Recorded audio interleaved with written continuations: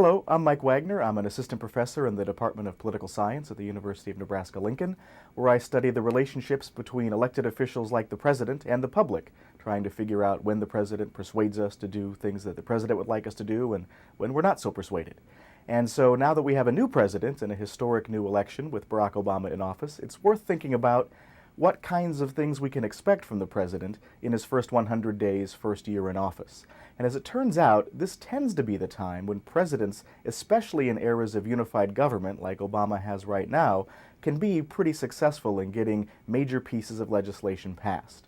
The first thing Obama needs to worry about is the complexion of Congress, and in his case, things are quite favorable, as both the House and Senate are majority Democratic, and since President Obama is a Democrat as well, it's easy for him to advance his legislative agenda.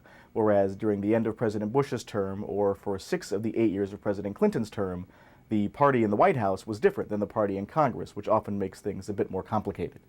The other thing that President Obama needs to worry about is what political scientists call the decay curve. And as you can see here on these graphs, every single president in the modern polling era, from Harry Truman all the way through George W. Bush, have become less popular the longer that they've stayed in office. Part of it is just the longer we get to know a president, the less we like what it is they want to do. Part of it is the economy is cyclical and often tends to get weaker near the end of a second term of administration. And part of it is that the president and Congress have become hamstrung and gridlocked on a wide variety of programs, and people ultimately sometimes blame the president for those things.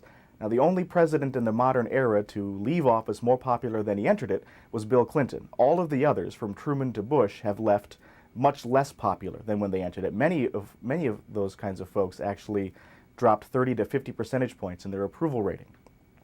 But Obama takes office with an approval rating in the high 60s, which is very impressive for a new president, giving him a lot of opportunities to pass major pieces of legislation, which is not surprisingly exactly what he's trying to do.